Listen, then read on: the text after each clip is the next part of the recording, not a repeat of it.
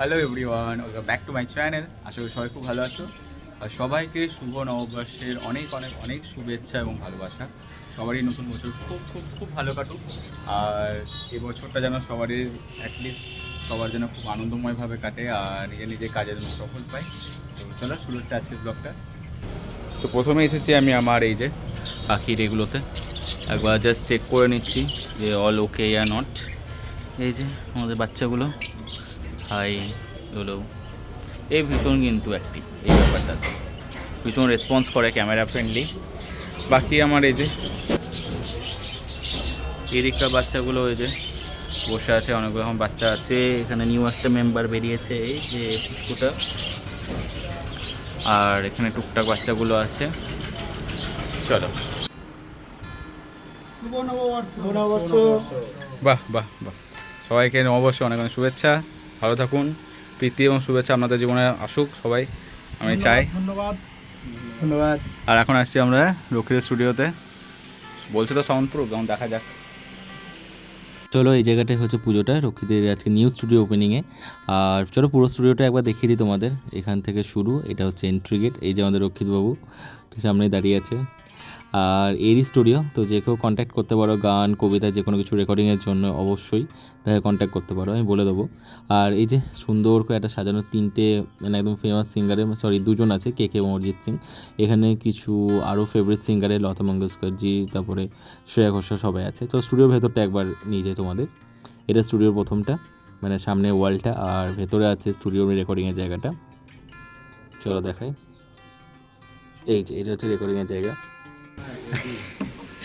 আব্বাদা আব্বাদা কত কি আছে ভাই, তুই অত সিরিয়াস নয়, সবাই জানে তো, চিনে তোকে। আমাদের দেবাশিস উর্ফ, আর এই যে আমাদের তন্ময়, দেবাশিস, ফুল, আর কি জানো সৃজিত, আর আমাদের রক্ষিত। আর শুনছো, তোমাদের তো হাইটটা অসুবিধা হচ্ছে, সিঙ্গারটা লম্বুটা বন্ধ করবো আগে।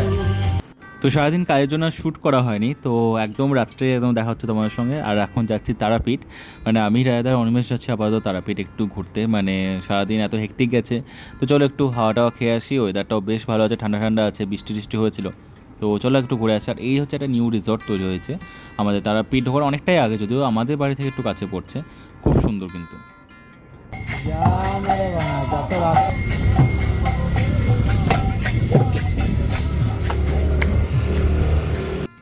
তো আমরা দেখতে দেখতে আটলা চলে এসেছি, মানে একদম বামা খাবার বাড়ি এখানে। এই যে বামা খাবার বাড়ি, একদম আটলার এখানেই একদম পৌঁছে গেছি। আটলা পেরোতে পেরোতে আবার তারাপীঠ সঙ্গে সঙ্গে, এই হচ্ছে আমাদের বামা খাবার বাড়ি, মানে যেটা পুরনো বাড়ি। তো চলো এবার একদম দেখা হচ্ছে তারাপীঠে। আর আজকে আশা করছি তারাপীঠে ভিড় ভালোই হবে, নববর্ষ বলে কথা, তো তারাপীঠে ভিড় তো একটু আশাই করা যায় ভালোই হবে। আর আমরা সেভাবে যাচ্ছি না প্ল্যান করে কিছু, জাস্ট যাচ্ছি, একটু চাটা খাবো, একটু টুকটাক ঘুরে আবার বাড়ি ফিরে আসবো। তো এমন কিছু প্ল্যান কিছু নেই, তো জাস্ট একটু ঘুরে চলে আসবো। চলো ঢুকে গেছি তারাপীঠ। এই দিকটা তো খালিই লাগছে, খুব একটা ভিড় তো মনে হচ্ছে না, যদিও এরকম লোকসংখ্যা তো থাকেই তারাপীঠে সবসময়ের জন্যই। তো আমরা যদিও মন্দির যাচ্ছি না, তো আমাদের কাছে ভিড়টা কোনো ব্যাপারই না। আমরা একটু যাবো, একটু খাওয়া দাওয়া করবো, চাটা খাবো, একটু আড্ডা দেবো, ব্যাস তারপর চলে আসবো। তো চলো প্রথমেই ভাবছি চায়ের আড্ডায় যাওয়া যাক, বৌদির চায়ের দোকানের কাছে। রিয়েলি যতটা ভাবছিলাম তার থেকেও বেশি ভিড় আছে, মানে আমাদের জাস্ট বাইক নিয়ে এগোতেই কিন্তু বহুত প্রবলেম হচ্ছে, কারণ ভিড় ভালোই আছে। পৌঁছে গেছি বৌদির চায়ের দোকানে, ওখানে বৌদির কাছে চাটা খেয়ে আমরা চলে এলাম একটু স্ন্যাক্সের দোকানে। এখানে একটু খাওয়া দাওয়া করবো, অ্যান্ড খাওয়া দাওয়া করে এখান থেকে বেরিয়ে যাবো।